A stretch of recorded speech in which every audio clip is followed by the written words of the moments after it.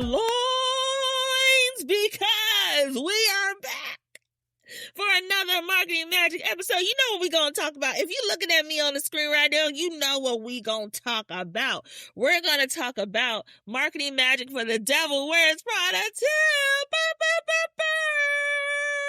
And if you have ever met me or know me in some way, shape, or form in real life, even if it's on the social platforms and we have interacted in an authentic way, you know I love this movie.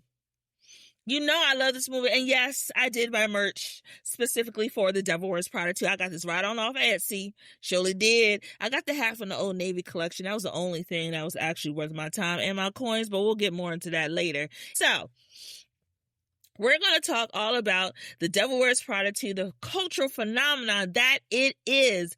Over 20 years later, The Devil Wears Prada is still making cultural impact, and the sequel at the time of this recording has not come out yet, but we are all anticipating and getting our outfits together because I want to see the fits.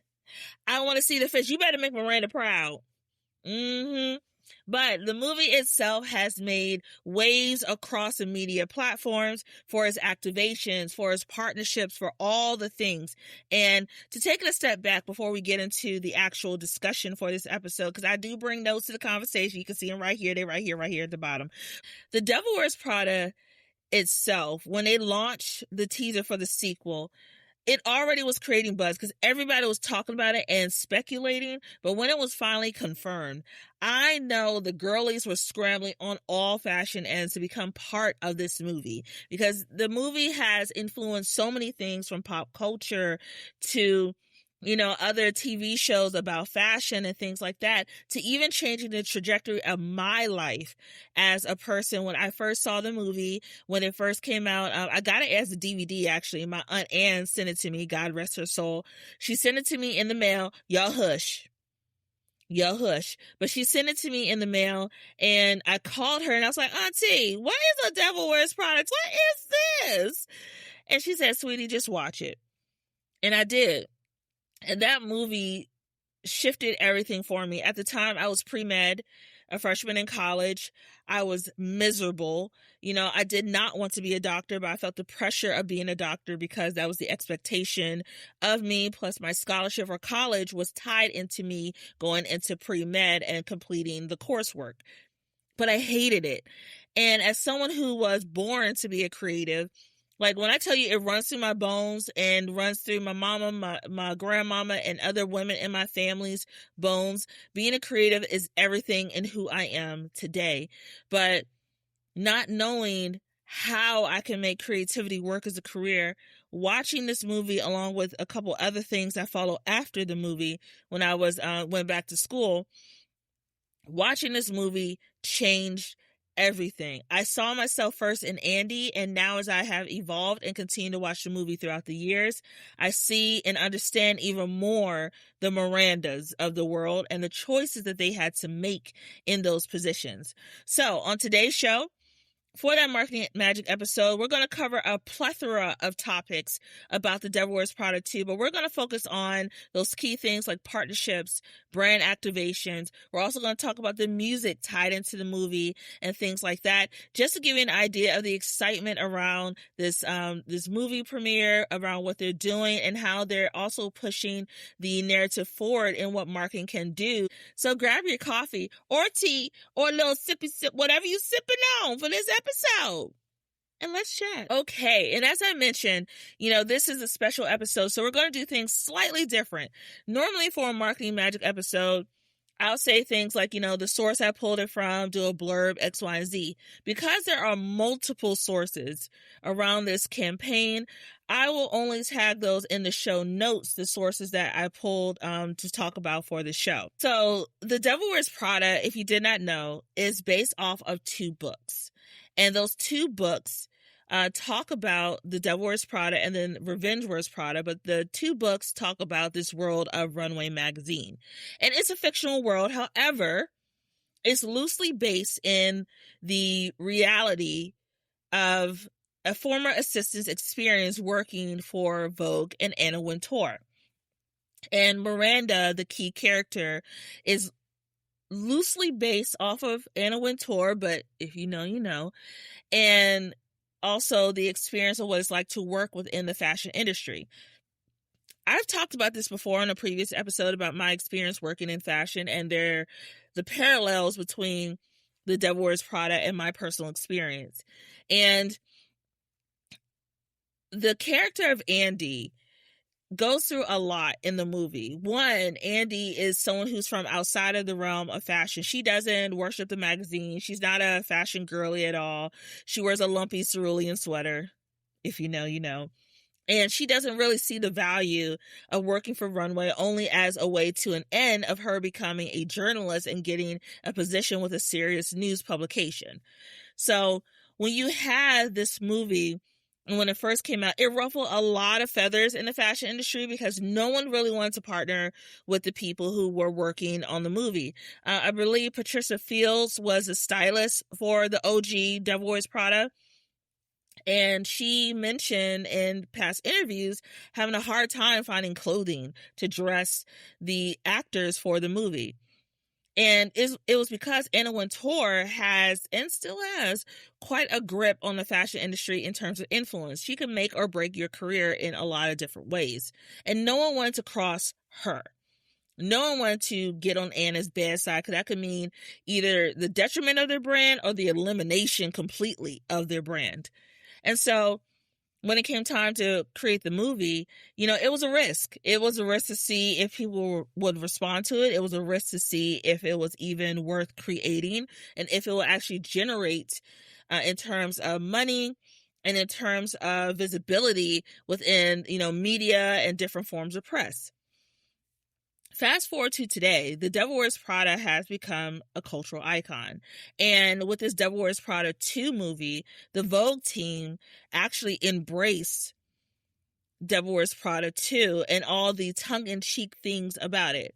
And the first thing we're going to talk about with that is with Vogue is the special Vogue cover that features Anna Wintour and Miranda Priestly, the fictional runway editor.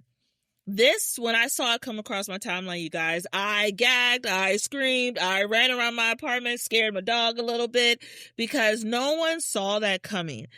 Before that, it was very quiet on the press front. I was a little concerned. In fact, I was like, it's a little quiet for this big movie. Like, remember, we had things like Wicked, Wicked for Good, Barbie, that were doing press runs pretty much the entire year leading up to the film. And we all sitting on our timeline going, hey, where y'all at? It's The Devil Wears Prada. What are we doing? But they definitely ramped up that promotion, I would say, in the past few weeks. So definitely kicking it off more strongly in that early April time period. You saw more of a rollout for those strategic partnerships.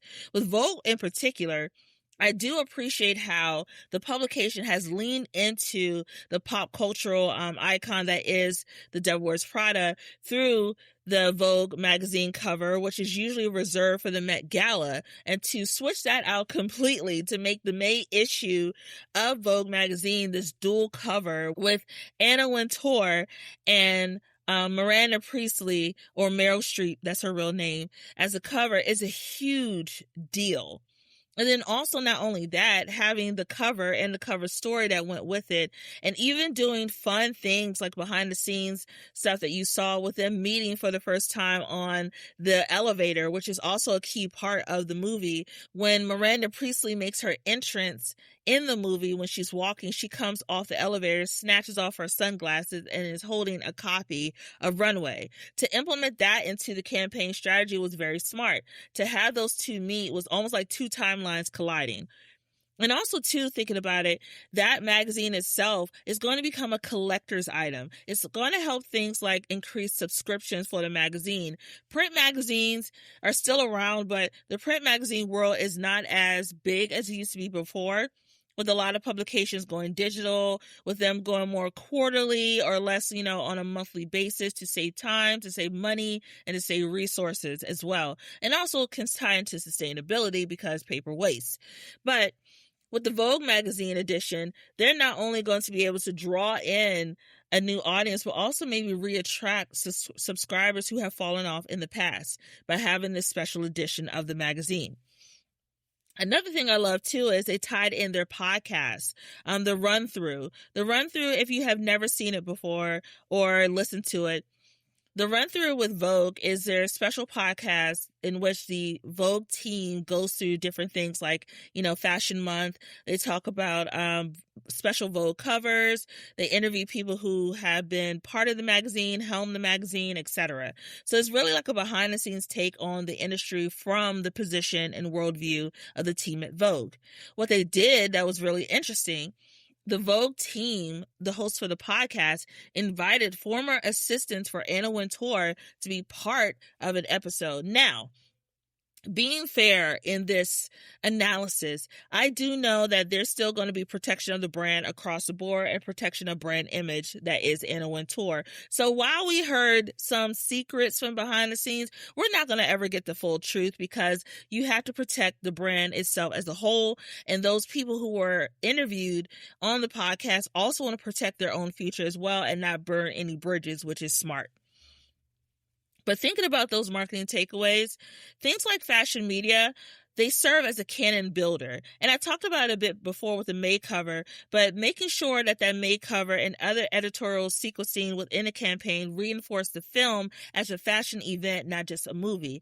And it's so important to have a strategy that mirrors a campaign reliance on iconic imagery and nostalgia, that elevator, things about, having the face-off between the two, the two powerhouses in fashion. Those are things that we've been joking about for years, but we're glad to see it come to life in this campaign.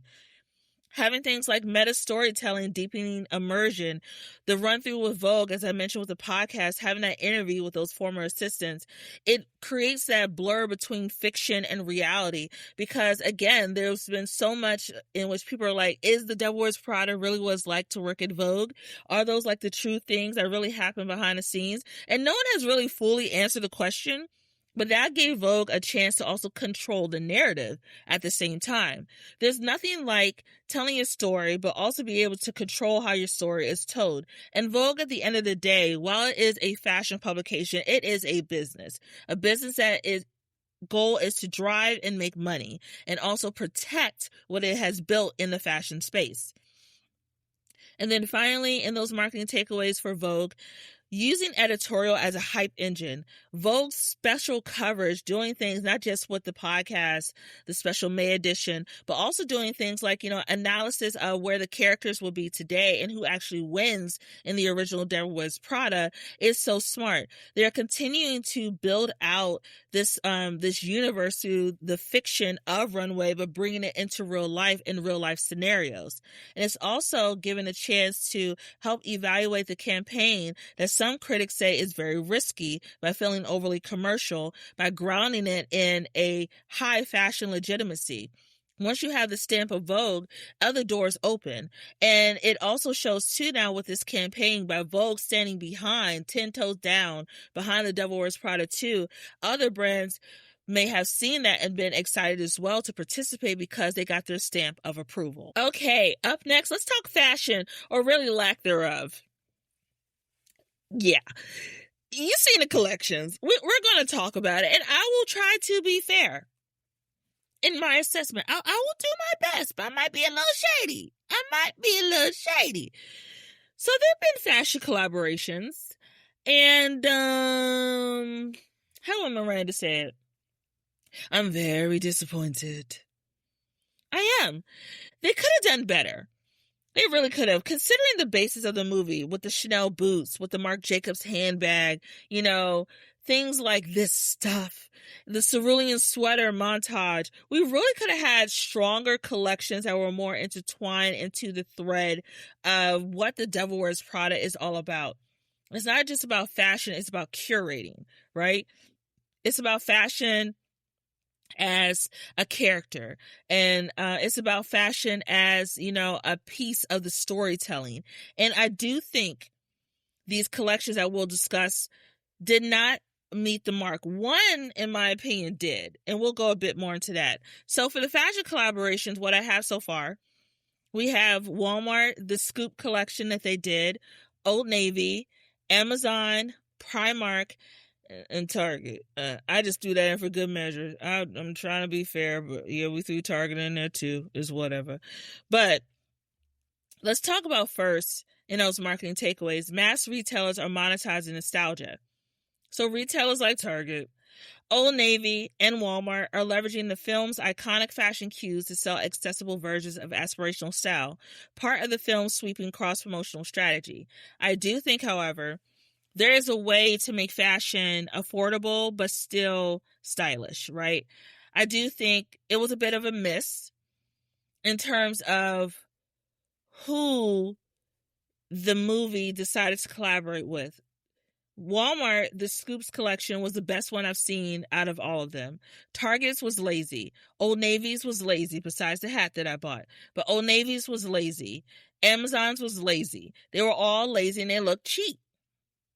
If you wanted to be more strategic, I would have said H&M would have been a better fit. H&M also too needs a resurgence. They have been struggling in recent years to attract, in terms of customers, the same buzz that they had before when they used to have those huge fashion collaborations. This could have been a resurgence for H&M to regain that little bit of market share within the fast fashion or affordable fashion space. By not having that collection, I do think it was a miss. I think it was a miss for Zara. Zara, yes, is a European company, but Zara has a huge presence here in the United States. Zara is known for slightly above a level of H&M in terms of fashion, but they're known for more trendy looks that have longevity in terms of style of whatever you're looking to put together. It's less cheap, basically, is what I'm saying. I think it was a miss for them not to align themselves with something that could be more culturally moving in the fashion space. I think it was a miss to not align with up-and-coming designers, to maybe do some kind of design competition in which the winning look would be manufactured in like a Bloomingdale's or, even a Macy's or something like that, Nordstrom. I think it was a miss not to use that key collaboration tie-in. I also do think that the collection that was done for Old Navy could have been left in the drafts. I saw it in person. Everyone sent it to me. Thank you so much for sending it to me, by the way. But everyone sent it to me. And I saw it. I wasn't impressed at all. I wasn't impressed by the design. It looked lazy. I could have did better with a t-shirt press myself. In terms of creating that collection. The material felt cheap. It felt like a throwaway idea. The follow-up collection that they did with Christopher John Rogers felt thought through and curated. This did not. I do also think as well that the collections that were launched for Target, as well as like the Old Navy, and then Primark didn't do a Devil Wears Prada 2, but they just pulled in the nostalgia of the original Devil Wears Prada. It may have been like a licensing thing why they didn't have the 2 associated with it. But I do think that we have to think about the impact this movie has had in the fashion industry, and people wanted something that they could put their dollars behind, and there was nothing there that made me jump up and say immediately I need it. Again, the Walmart collection was the best one. That was the one that had the most unique point of view. The fringe skirt, I love. The red, pumps that were a la Miranda inspired, I loved. I love the thought that was put into the Walmart Scoop collection. And I never thought I would say that about a collection at Walmart. But also knowing that Walmart is really working on turning around the perspective about their fashion or apparel that's offered within store, it makes sense for them to take a stronger approach in crafting a curated and buyer-worthy collection. Again, the fashion collaborations did disappoint me. I wish there was more thought put into this, and I think out of the entire campaign rollout, because we'll continue this conversation in other ways to talk about the campaign rollout, that was the most disappointing. I wish there was more that was put into it. I really, really do. If maybe we had a collection with Vogue in which Vogue, supported a new designer and it was featured in their magazine as part of a rollout, that would have made a lot more sense than what they gave us, because they could have left it all in their drafts. Okay, so up next, let's talk about the food and drink piece for the campaign. And this is something that I really didn't see as part of the rollout, but I do appreciate the teams who were working on the Devil Wears Prada 2 seeing the tie-in and how it could make sense. So let's talk about the collaborations with Grey Goose, Diet Coke and Smartwater, Coca-Cola, and Starbucks. First up, in those marketing takeaways, we're going to talk about character-driven product placement. Diet Coke and Smartwater, they're tapping into iconic props from the original film, turning them into instantly recognizable nostalgia triggers. Coca-Cola did something really cool in which they had a whole video piece on social media, like a short-form video. They did something about, like, after Miranda leaves the office, tying in Coca-Cola into the messaging for the campaign. It was very smart. It was very Miranda coded. It was smooth to the point that it didn't feel like they were just jumping on a trend, but it felt like an original concept and idea. They also rolled out a special sweepstakes. The strategy also mirrors the film's omnipresent marketing push, using merch as a high volume engagement bait, and also sell products as well by rolling out those special cans for the movie. For Starbucks, they're leaning into cultural memory. Starbucks, if you have not remembered in their original movie, Miranda always wanted her piping hot Starbucks and always wanted to know if there was a reason why her coffee wasn't here, because did you die or something? So by bringing Starbucks into the campaign strategy is a smart move by the team as well. The Starbucks stunt, if you have not seen it, they sent real assistants to the premiere in costume wearing these almost like vest coats that had coffee cup holders in them, and they put coffee inside of each of the cup holders, and were handing them out to people. It was so cool. It was very smart. It extended the film's universe into real life. They also launched a full beverage collection that inspired by the key characters in the movie. You can order the Miranda, the Andy, the Nigel, the Emily special through the Starbucks platform. This role, played at scale, allowed for customers to feel like they're stepping into the film with every order, because all of us have had our Miranda moment. I've even said the line about, my piping hot Starbucks a time or two when I went to order it at the cafe. Now, I do think, putting my marketing hat on, they could have did a little bit more. I've seen in other countries they've released special Starbucks merchandise for the movie. We did not get that here in the U.S., and I do think that was a miss. Even if it was just in the New York locations where the movie is based, it could have been something. They could have done like special, I'm just thinking off the top of my head, Devil Wears Prada, shaped coffee mugs or something like that, where the handle is not a curved handle, is maybe curved like the point of the shoe at the end. The coffee is cute, but again, we need to push the envelope a little bit further and not just rely on sometimes lazy marketing tactics in order to drive the conversation forward. Because what do you want to do? Do you want to get people into your coffee shops, or do you want to create buzz around the products that you're building that will also drive that foot traffic? Because if you're just looking to do, get people in there and to buy something, but there's nothing after that they're doing with it, like there's no excitement behind it, what was the point? What was the reason? What was the success factor for that tactic that you implemented? Do something different, create something different.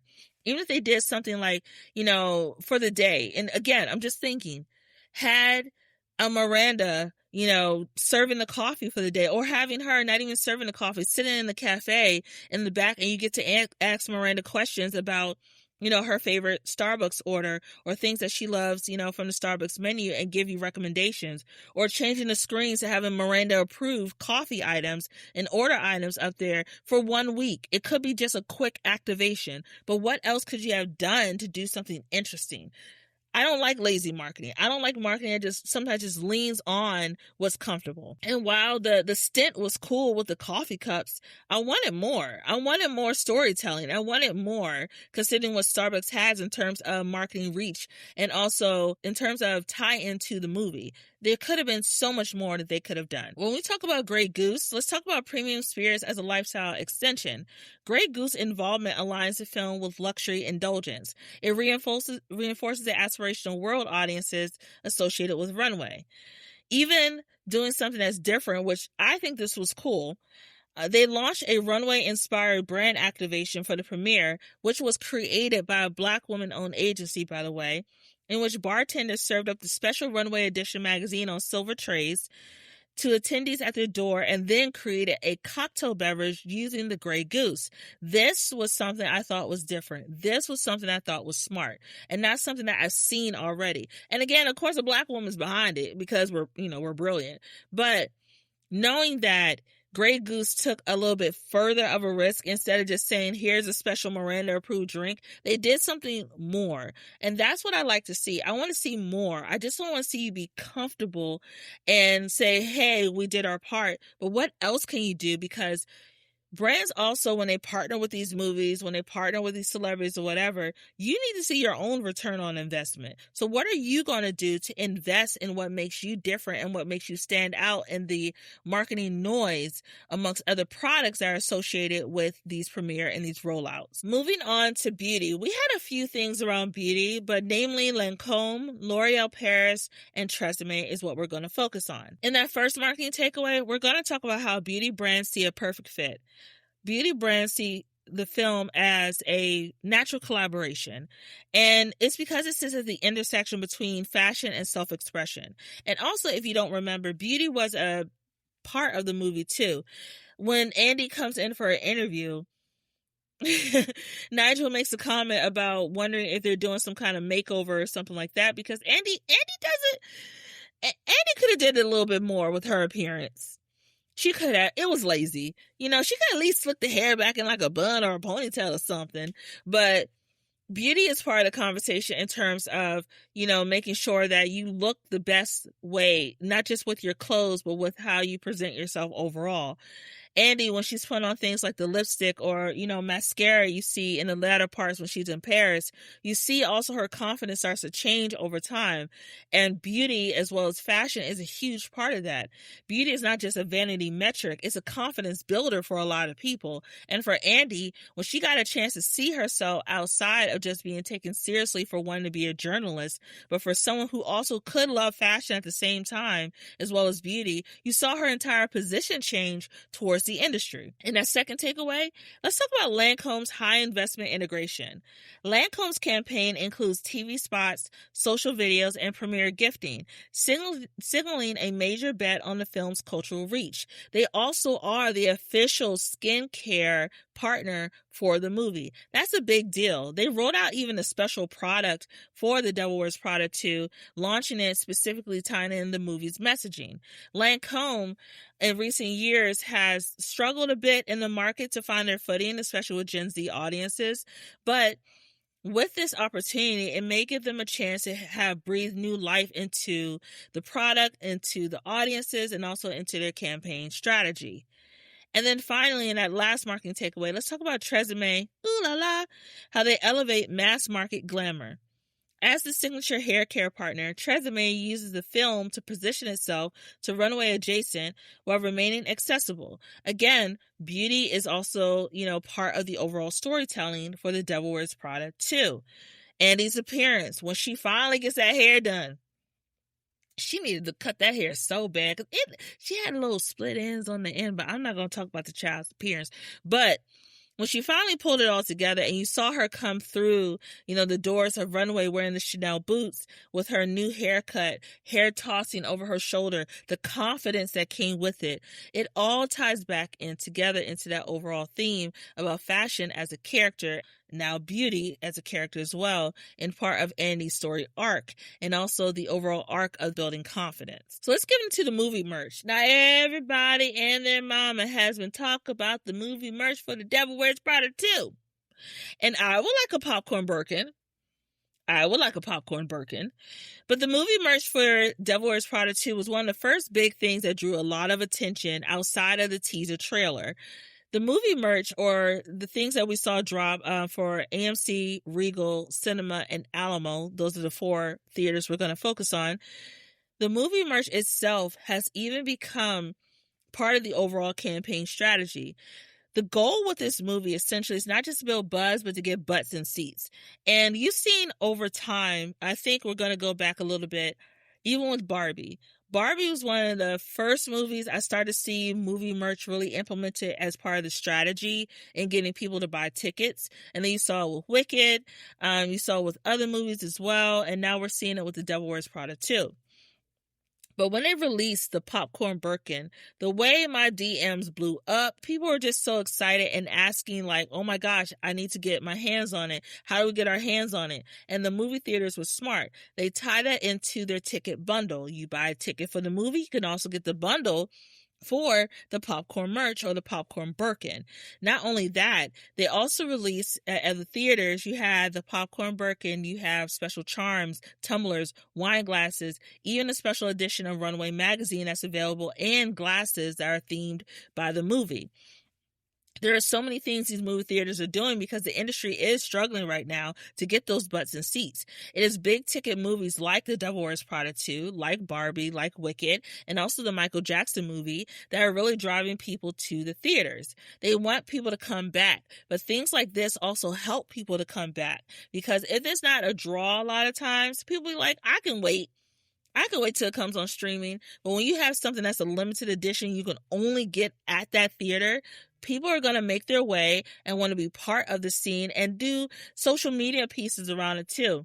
I can see people creating reels behind it, get ready with me, doing like content, even giving them as giveaways for their own platforms if they're able to acquire more than one. And then in that second marketing takeaway, that merch as a lifestyle extension, those bag charms I mentioned, something people want. It's small. It's easy to, obtain and be part of the experience. The tumblers, the branded cups, those things transform this film's aesthetic into daily use objects that reinforces the brand world building. You're not just part of a movie, you're part of a world. And Runway itself has created, though it's fictional, a real world experience for a lot of people who just love the movie. And in our final marketing takeaway, we're going to talk about the cinema chains as fashion retailers. AMC, Regal, Cinemark, and Alamo are now becoming temporary fashion merch hubs. This is a sign of how entertainment marketing is blurring into category lines, because people want to see not just a movie, but have an experience. How are you going to create experience for something that is over 100 years old in terms of something that people have done? Going to the movies is a tale as old as time. It's something we've all done in some way, shape, or form. How do we continue to create more excitement around these movies? Because the industry is struggling. And if they don't figure something out, you can see the movie industry start to wane away even more as streaming becomes more of a powerhouse in various spaces. So let's talk about the music for the movie. The one we're going to focus on is the special single for The Devil Wears Prada 2, which is Runway. The song Runway is sung by Lady Gaga and Doechii. For Lady Gaga and Doechii, we're going to focus on these marketing takeaways about soundtrack as a hype engine. The Gaga and Doechii track acts as a cultural anchor, which amplifies the film's themes of ambition and reinvention. Also, the song is dope. I love it. I was playing it. I was getting ready to it. I was strutting. I love it. There's something wrong with me. And that second marketing takeaway, let's talk about how pop stars extend reach.